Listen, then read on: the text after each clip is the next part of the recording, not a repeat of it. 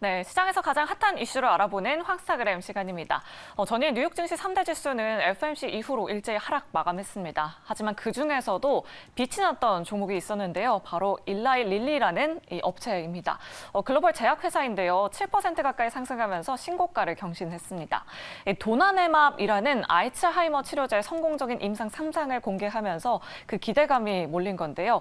이르면 이번 분기 안에 미국 FDA 승인 신청을 진행한다는 계획입니다. 오늘 제약바이오의 훈풍으로 우리 국내 증시에서도 바이오 업종이 정말 강한 모습 보여줬는데요.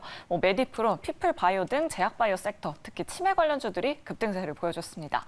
바이오 업종의 투심이 다시 돌아온 모습인데요. 전통 제약주들은 또 실적에 대한 기대감도 올라오고 있습니다. 오늘 이 시간 통해서 자세하게 이야기 나눠보도록 할 텐데요. 황스타그램 오늘의 주제 먼저 확인하면서 지금 바로 시작하겠습니다.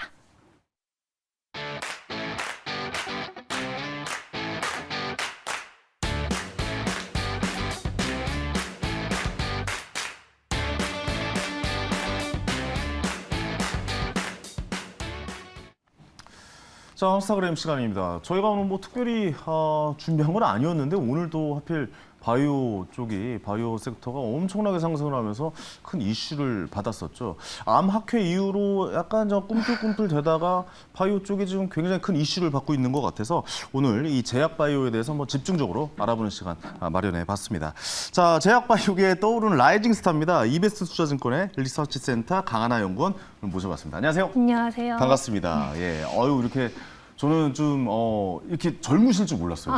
연구원이시라고 해서 굉장히 좀 이렇게 좀 연세가 있으실 줄 알았는데 또 제약 바이오 섹터가 아무래도 좀 젊고 좀 새로운 시도하고 또 이런 부분이다 보니까 또 이렇게 나오셔서 말씀해 주신 게 너무 좋을 것 같다는 생각이 드네요. 제약 바이오 어떻게 보고 계십니까? 지금 또 이렇게 좀 꿈틀꿈틀 되고 있는 것 같거든요. 오늘 뭐 엄청나게 큰 상승을 보였던 종목도 있었고 어떻게 전망하고 계시고 어떻게 보고 계신지 좀 한 말씀 좀 해주시죠. 사실 현재 바이오가 성장주 중에서 거의 유일하게 오른 적이 없는 근 3년간 거의 오른 적이 없는 유일한 섹터입니다. 왜냐면 우리나라 사람들이 바이오 못 믿는다 이제 네, 약간 이런 뭐 기분도 좀 생겼거든요. 그리고 바이오가 아무래도 돈이 없으면 할 수 있는 게 아예 없어요. 그렇죠. 아무래도 연구개발 비용이 이 바이오 기업의 가치를 올려주는 가장 중요한 요소이기 때문에 네네. 금리가 상승할 때는 아무래도 힘들다. 그렇죠. 최근에 한 3월 달에 잠깐 바이오가 또 반짝했었을 때가 있었는데요. 그때 뭐 서정진 회장님의 복귀도 있었지만 맞네요. 금리 인하에 대한 얘기가 나오면서 좀 샀던 게 좀 크지 않았나 그렇게 보고 있습니다. 지금 바이오가 어느 정도 바닥을 다졌고 보통 제약 바이오가 좋을 때가 코스피의 상승 탄력이 좋지 않았을 때 그리고 가치주 대비 성장주가 아웃퍼폼 할 때예요. 그리고 지금이 딱 그 순간입니다. 네. 그래서 제가 볼 때는 바이오가 어느 정도 바닥을 다졌고 성장주가 어느 정도 올라올 수 있는 기반이 마련되었기 때문에 지금은 바이오를 볼 만한 상황이다 이렇게 말씀을 드리고 있습니다. 그렇죠. 대통령께서도 제약 바이오를 엄청나게 육성하시겠다. 뭐 이런 네. 발표도 있었고.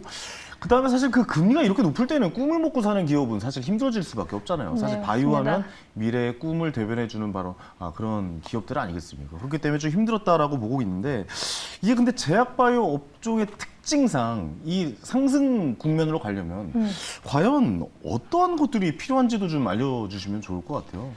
통상적으로 네. 역사적으로는 라이선스 계약이 많거나 이제 M&A 딜이 많을 때 이제 바이오 자체가 다 같이 좋아지는 경우가 많았습니다. 네. M&A나 라이선스 딜이 많은 분야 위주로 바이오가 갔던 경향이 많았는데요.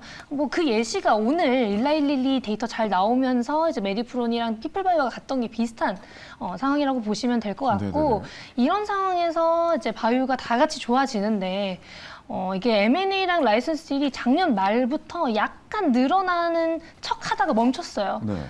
그 수준을 지금 계속 유지하고 있는데 그 이유는 뭐 금리가 올라가거나 동결된 상황인데 이런 딜이 많을 수가 없잖아요. 그렇죠. 그러니까 이게 인하기에 도입을 하게 되면 바이오가 그 어떤 성장주보다 좀 빛을 발하지 않을까 저는 그렇게 보고 있고 바이오가 원래 약이 없었던 분야의 약이 나오게 되면 좀 관심을 많이 받습니다. 자, 알츠하이머도 비슷한 관점이고 그게 아니더라도 뭐 비알코올성 지방 간염 아니면 약이 없었던 있었던 분야여도 신규 기술을 도입시켜서 정말 서프라이징한 데이터가 나온다든지 그런 경우가 있을 때는 항상 바이오가 좀 좋았던 경향이 있습니다. 그럴 때가 딱 맞아떨어지면 저 폭발적인 상승을 보이잖아요. 오늘이 딱 그런 맞아요. 경우였다 이렇게 보시면 될 것 치매 같습니다. 관련된 치료제 나온다는 얘기하고 엄청나게 큰 상승 보이는데 사실 저는 개인적으로 좀 바이오주를 좀 걱정의 눈빛으로 봐요. 왜냐하면 임상 실험 뭐 이런 거 나오고 뭐 몇 차 나오는데 결국 알아봤더니 나중에 뭐 실체가 없는 상황도 우리가 마주할 수 있었던 거고 굉장히 좀 왜냐면 저도 아픈 기억이 있었기 때문에 말씀을 드린 거군요. 근데 그런 거는 좀 주의해야 될 지점들이 있지 않을까요? 바이오 주식을 좀 대하는데. 아무래도 그 선별해야 되는 게 제일 중요한데요. 그렇죠. 이제 바이오텍 같은 경우에는 정말 데이터가 중요합니다. 데이터를 볼 수 없다면 그래도 이해하려는 노력이라도 하셔야 돼요. 그래도 네. 해외 기업과 비교 데이터를 뭐 애널리스트 보고서도 뉴스에서도 많이 볼 수 있기 때문에 내용이 상당히 어렵잖아요. 사실 그래도 이제 바이오 쪽은. 숫자가 더 높구나 정도는 그래도 인지를 하고 있어야 그게 그쵸, 어느 그쵸. 정도 선별할 수 있는 능력을 갖췄다라고 할 수 있고 이게 만약에 그럴 수 없다라고 한다면 이 회사가 통계적 유의성이 확보가 됐는지 우리나라 특징이 통계적 유의성은 확보되지 않았으나 뭐 좋은 데이터다 뭐 이렇게 얘기하는 기업들이 굉장히 많습니다. 네네. 이런 기업들은 그냥 거르시고 자기 데이터를 정말 완벽하게 다 보여줄 수 있는 회사들 위주로 보시고 자금 조달 이슈가 크지 않는 회사들을 보셔야 됩니다. 자금 조달 이슈가 이제 크지 바이오텍 않다. 중에서도 자기들이 돈 잘 버는 회사들이 있어요. 뭐 그쵸. 한올바이오파마, 바이오니아 이런 회사들은 다 자기들도 돈이 있기 때문에 바이오니아 또 탈모 관련된 주식 아니겠습니까? 네. 예. 그런 회사들은 이제 앞으로도 연구 개발할 수가 있고 미래에 대한 투자를 셀프로 할 수 있기 때문에 유상증자 같은 거 하면 또 바이오 급락하거든요. 맞아요. 이제 그런 이슈는 피해갈 수 있다 보시면 될 것 같습니다. 알겠습니다. 바이오니아는 좀 잠시 후 이제 뒤에서 이야기하겠지만 그렇게 뭐 엄청나게 뭐 상한가 뭐 거의 비슷하게 요즘에 이제 어제 나오고 그랬었죠. 저희 종목 중에 또 앞에 하는 이 전 코너 내일은 스타킹 시간에도 종목을 들고 나와서 큰 상승률을 제가 봤거든요. 근데 네네. 탈모 치료라고 하니까 좀 뭐 믿기지가 않는 거예요. 그쵸. 그러니까 왜냐 그런 거 하도 많이 그런 일들이 있어가지고 근데 탈모 치료라고 해서 그 효과가 뭐 어떻게 뭐 증명을 해야 된다라고 하는 것도 수치로 찾아보기엔 또 우리가 하기엔 또 너무 어렵고 바이오를 그래서 좀 쉽게 접근하는 방법이 있을까 해서 한번 좀 여쭤보는 거거든요. 어떻게 하면 좀 쉽게 접근할까요? 바이오 주식에 대해서. 일단 바이오텍은 쉽게 접근할 수가 없습니다. 임상 데이터를 모르면 그렇죠. 이게 뭐 쉽게 막 접근을 할 수가 너무 없고요. 어려워요. 예. 만약에 내가 정말 그 꿈만 먹을 거다라고 한다면 삼상 이전에 학회 이전에 나오시는 게 맞죠. 삼상 이전에 나오시는 네, 삼상 이전 아니면은 학회에서 데이터를 오픈하기 이전에 나오시는 게 이제 리스크가 낮기는 합니다. 알겠습니다. 자, 그럼 이제 본격적으로 좀 디테일하게 종목에 대해서 좀 알아보도록 하겠습니다.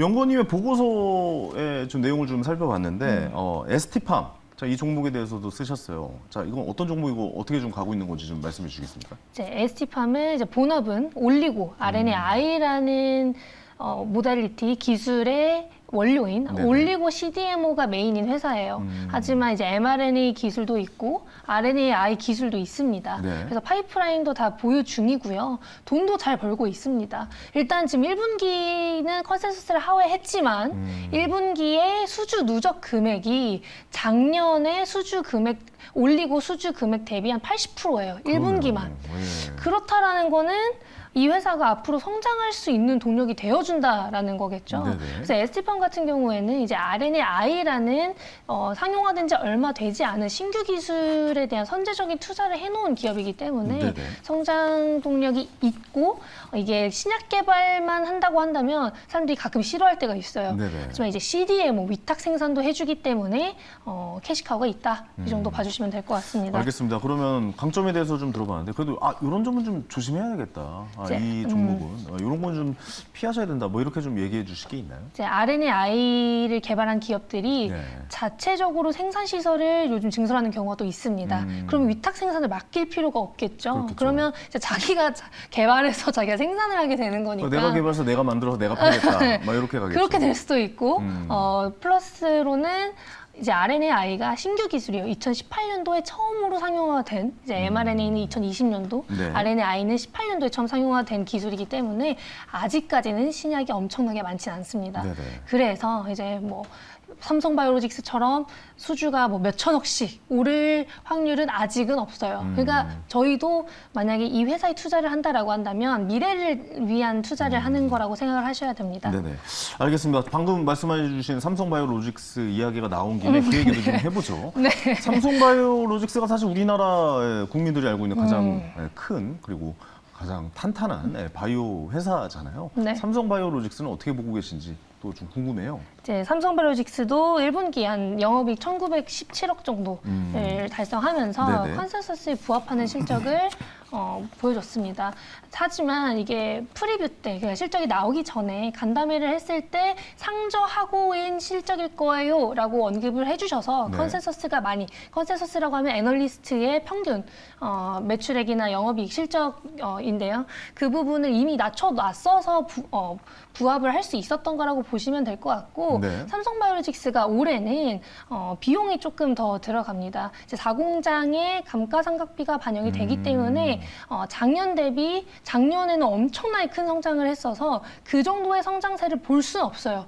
하지만 하반기만 보고 따졌을 때는 네. 실적도 굉장히 좋습니다. 이제 매출이 인식되는 기간이 뭐 몇 개월 걸려서 이미 수주를 받고 생산을 했지만 이제 상반기에 반영이 되는 게 아니라 하반기에 반영이 된다라고 보시면 될 것 네네네. 같고요. 그렇기 때문에 삼성바이오로직스는 이제 가이던스 회사에서 주는 실적 대비 많이 엇나가진 않습니다. 그래서 하반기가 훨씬 좋다라고 보시면 될 것 같고 휴미라 바이오시밀러 이제 글로벌리 전 세계적으로 23조 원 정도 팔렸던 휴미라라는 자가 면역 질환 치료제가 네네. 미국에서 특허 만료를 합니다. 이제 그 바이오 약품의 같은 카피약인 바이오시밀러를 삼성바이오 에피스에서 만들었고 고농도 저농도를 승인을 받았고 네네. 7월 1일에 미국에 출시를 하게 됩니다. 이제 그런 것까지 반영을 한다면 하반기가 좋으니까 그때쯤 보는 게 좋지 않을까 아니면 중순쯤에 보시는 게 좋겠다 이렇게 말씀을 드리고 있습니다. 지금은 좀 이르다. 하반기를 좀 네. 봐야 된다라고 좀 생각을 하는. 일단은 그렇게 생각하고 네. 있습니다. 네네. 네. 지금 들어가 있는 분들은 어떻게 해요, 그러면?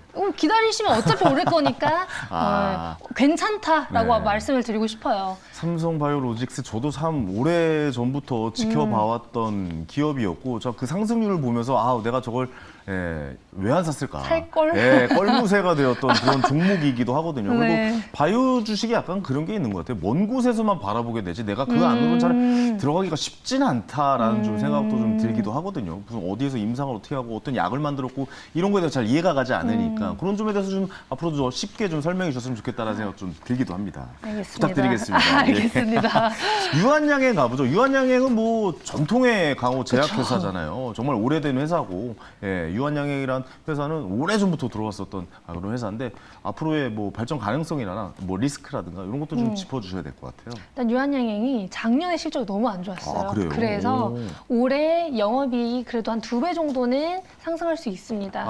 그렇다면 뭐 실적이 너무 안 좋다니까 주식에 다 반영이 되고 이미 반영이 됐고 상승으로 전환할 수 있는 그런 모습들이 많이 보인다. 뭐 이렇게 좀 이해를 해도 될까요? 하지만 이제 유한양행 같은 경우에는 실적으로 이제 상승을 하는 회사라기보다는 네. 실적으로 따지면 너무 비싼 회사죠. 그렇죠. 하지만 이제 파이프라인이 많은 회사이기 때문에 그 신약의 가치를 보고 사는 회사입니다. 이제 대표적인 게 항암제인 레이저티닙이 있고 레이저티닙의 중요한 임상 데이터들이 올해 굉장히 많이 나오게 됩니다. 네네. 그리고 그 레이저티닙이라는 항암제를 미국에서는 J&J, 존슨앤존슨이 담당을 하고 있는데요. 존슨앤존슨이 이번에 실적 발표회에서 말하기를 내년 2분기까지 원래 환자 모집을 완료해서 데이터 오픈을 하려고 했는데 환자가 너무 빨리 모집이 돼서 올해 말에 그래요? 데이터 오픈할 수 있을 것 같아라고 언급을 해줬어요. 그렇다라는 거는 약이 그래도 좋으니까 소문이 좋은가 봐요. 소문이 좋으니까 네. 이게 아름아름 너도 이거 해볼래? 왜냐면 가 되는 아프신 거예요. 분들은 지푸라기도 잡은 심정에 잡고 싶은 심정이 있으니까 아무래도 좀 그러지 않을까라는 생각도 들기도 하네요. 네, 네네. 맞습니다. 그래서 이제 레이저티닙의 가치를 보고 산다라고 한다면 올해 데이터가 중요한 게 많이 나오기 때문에 볼만하다. 그리고 어찌 됐든 실적이 잘 나와서 나쁠 거는 하나도 없잖아요. 네네네. 그래서 일단 1분기도 당연하죠. 컨센서스 상회하는 좋은 실적이 나왔고 네. 2, 3, 4분기도 잘 나올 거다. 그리고 라이선스 아웃을 또 추가적으로 할 수 있는 파이프라인을 많이 보유하고 있는 회사라서 그런 부분도 한번 보시면 좋을 것 같습니다. 알겠습니다. 유한양은 뭐 워낙 인지도가 높은 회사고 맞습니다. 기본적으로 팔리는 약들이 있잖아요. 맞습니다. 기본적인 파이프라인이 있기 때문에 또 신약이 거기에 추가된다면 큰 상승 여력으로 갈 수 있겠다. 역시 좀 지켜봐야 되는 종목이다라고 말씀을 좀 정리해 볼 수 있을 것 같습니다. 자, 다음으로 이 종목 얘기 안 할 수가 없어요. SK 바이오팜 오늘 아주 그냥 폭등을 했죠. 저는 이렇게 대기업의 바이오 주식이 이렇게 크게 오른 거를 정말 오랜만에 본 것 같다는 생각이 들거든요. SK 바이오팜 어떻게 보고 계신지 좀 말씀해 주세요. 이제 바이오팜 같은 경우에는 국내에서 거의 유일하게 후보물질 단계부터 신약 승인을 FDA 신약 승인을 받은 기업입니다. 그렇죠. 이제 엑스코프리라는 뇌전증 신약을 출시한 회사고요. 네.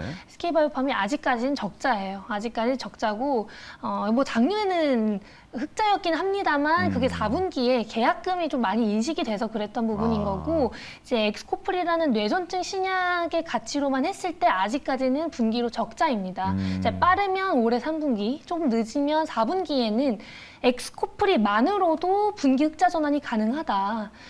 그렇다라고 한다면 이제 4분기부터는 SK바이오팜을 볼 이유가 너무나 많아지는 거죠. 이제 SK바이오팜이 대형주 중에서 좀 긍정적인 요소가 유독 많은 기업입니다. 네네. 이제 4분기에는 분기 흑자 전환, 이제 내년이랑 내후년, 24년이랑 25년 사이에는 이제 엑스코프리라는 이 약의 일본과 중국 출시, 거기에 이제 적응증이 2개 추가될 거예요. 네네. 적응증 두 개가 이제 전신 발작이랑 소아 발작까지 추가가 됩니다. 네.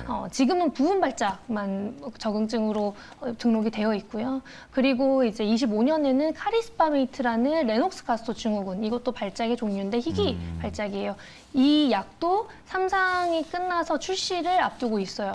그렇기 때문에 SK바이오팜 같은 경우에는 그러네요. 신약을 계속 만들어내니까. 신약을 만들어내고 네. 성공을 해봤고 그렇죠. 실적도 올라갈 일밖에 없는 회사라서 저는 굉장히 좋아하는 계속 좀 회사입니다. 지켜봐야 될 것 같습니다. 짧게 요즘 핫한 바이오니아에 대해서 한 말씀 좀 부탁드려요. 왜냐면 관심 많으신 분 많더라고요. 어떻게 보고 계십니까? 저는 개인적으로 굉장히 좋아하는 회사고 저도 아마 그래요. 저를 아시는 분들은 제가 굉장히 좋아한다는 걸 또 아실 거예요. 아, 그래요? 제가 워낙 많이 쓰기도 했고 네네네. 좋아하는 회사인데 가장 큰 이유는 탈모 화장품을 지금 FDA 유일한 승인 약인 프로페시아와 비교 데이터를 논문에서 한번 보여줬고 거의 같은 급이에요? 이제 프로페시아랑? 화장품인데도 약이랑 비교를 굳이 했다는 거는 그래도 좀 나는 자신감이 있어 인 것 그렇군요. 같아요. 그래서 데이터도 괜찮았고 뭐 프로페시아보다 훨씬 좋아가 아니라 부작용이 없다예요. 없다요. 예, 프로페시아의 맞아요. 부작용은 이제 남자들한테는 너무 이제 우울증도 오고 뭐 이런 많은 부작용들이 많아서 네네네. 선호하지 않는 전 부분이고. 프로페셔 먹어봤거든요. 근데 이게 진짜 탈모 때문에. 임신할 예. 그 여자분들이 만지면 임신을 안 돼요, 하거나 절대. 예, 임신을 준비 중이 아니더라도 만지지 말라고 하더라고요. 맞아요. 애기들도 만지면 큰일 나고. 남자들은 임신을 준비할 때 네. 남자들도 먹으면 안 되고 그래서 알겠습니다. 예. 저는 개인적으로 정말 좋아하는 회사고 네, 알겠습니다. 앞으로 기대하시면 좋을 것 네. 같습니다. 더 듣고 싶은데 시간이 또 이렇게 부족합니다. 어쨌든 바이오에 대해서 되게 쉽게 설명해 주셔서 너무 감사해요. 왜냐면 너무 어렵거든요. 그래서 다음에 또 한번 인사 한번 드리러 나오시면 네, 감사합니다. 고맙습니다. 감사합니다. 네. 자, 스타킹 여기까지입니다. 저는 월요일 날 저희 7시에 다시 생방송으로 인사드리겠습니다. 감사합니다. 황현이었습니다.